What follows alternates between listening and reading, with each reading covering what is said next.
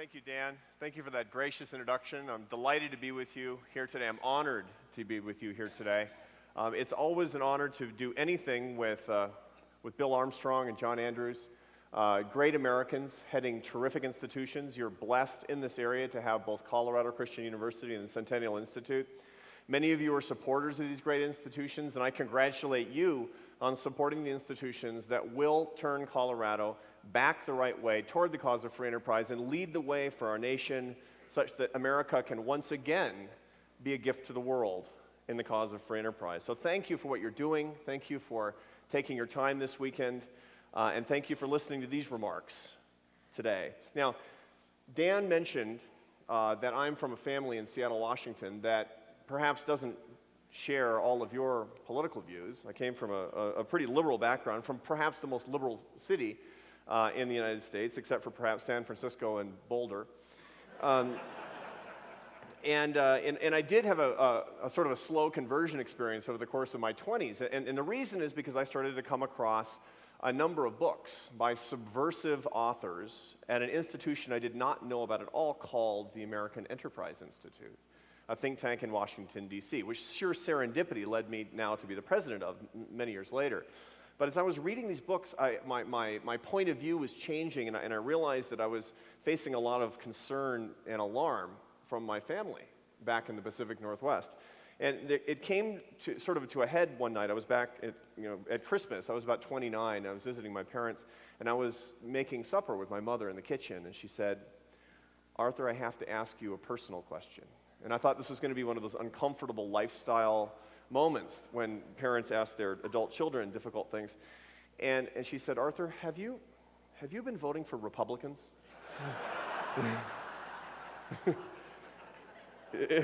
It wasn't the best moment in our family relations.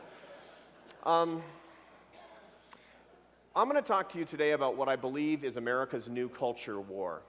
I'm not going to talk to you about the culture war of the 1990s over guns and gays and abortions. Those are important issues, and I have very strong feelings on those issues, and I know so do you. But I'm going to talk to you today about what I think is the predominant cultural struggle in America today, and that's over the culture of free enterprise. America faces a choice that we have to make between whether or not we are going to continue to be a culture of free enterprise that focuses on limited government, where people enjoy the rewards of their good decisions and face the consequences of their bad decisions, and where people celebrate entrepreneurs as the great American heroes, or whether or not we're going to change to a European-style social democracy, a culture that relies on large government, that expects the management of corporations by government, and that focuses doggedly on income equality. My argument is that we have to choose as a nation, because if we don't choose, the choice will be made for us, and it has been. And the choices have been toward statism and redistribution for the past 10 years. It's time for us to make the ethical choice. I believe that free enterprise is the only choice for America, and we've been losing too many arguments. The point of my remarks here today are going to be to help all of us to lose fewer arguments. And I'm going to ask you to remember three things from what I say today.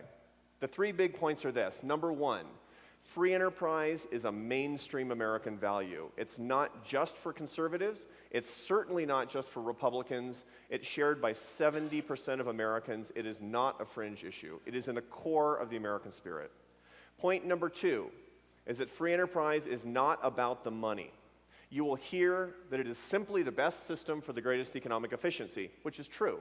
But that's not the point. I'm going to show you evidence that free enterprise is the secret to flourishing and happiness. And until we can make the argument for American happiness, until we can make that argument, we will lose, as long as we keep talking about money. And point number three is I'm going to show you evidence that the free enterprise system is the fairest system for our economy. We never again should let anyone take away the concept of fairness, because it belongs to us. Those are the three things that I hope you'll remember from what I say today. Now, I made a relatively controversial assertion, that is, we're in a culture war. It turns out that's not my idea. That's President Barack Obama's idea. On May 13th, 2009, he gave a commencement address to the students at Arizona State University. Now, this was his first commencement address as President of the United States, and that's a rite of passage for new presidents. We like to see how they give advice to young graduating seniors, how they give advice to young people setting out to guide our country. If you were giving a commencement address in May of 2009, what would you tell the graduates? It was a scary time for America. We were in a panic. Bad time for our economy. We did not know what was going to happen. Perhaps you would tell graduating seniors from a great university, go out and save our country. Go out and be the entrepreneurs. Show ambition.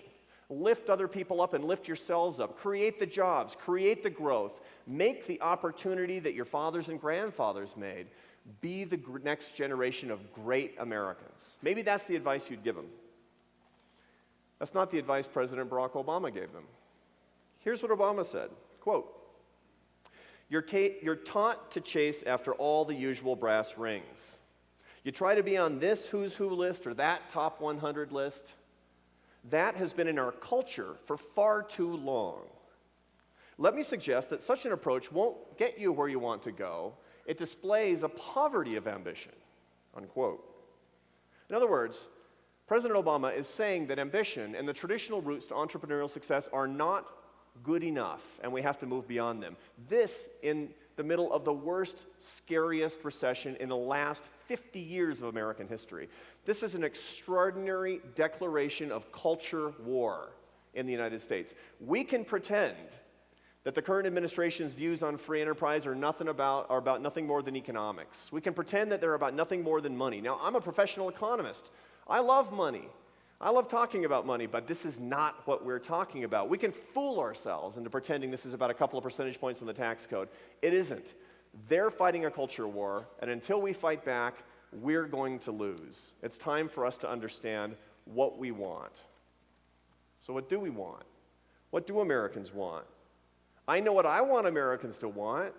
I want them to want free enterprise like I do. I want them to love entrepreneurship like I do. I want them to crave freedom like you do. That's what I want, but I can't just assume that. I have to look at the data. I'm supposed to be a scholar. I run a think tank. I have to look at the data. I can't just work on the theory. And you know, the data on their face might seem kind of discouraging. In 1950, the government soaked up 25% of American GDP. Today, government at all levels soaks up 45% of GDP. That sounds like a nation that's moved beyond free enterprise. That sounds like a nation that's going down the path to European-style social democracy. It looks like we're becoming a little French, if you look at the data. So, is that what we want? Maybe that's what we want. What do the data say? The data say that's not what we want.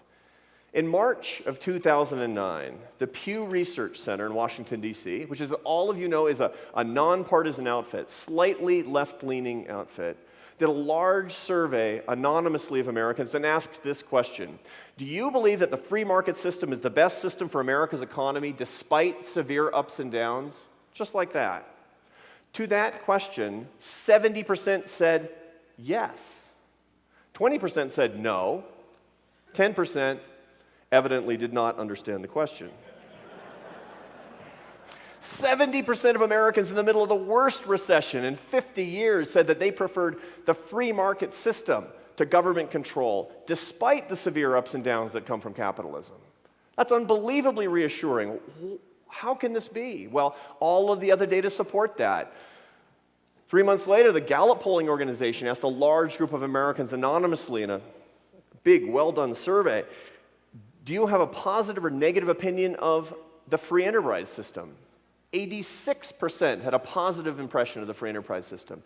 84% had a positive impression of entrepreneurs.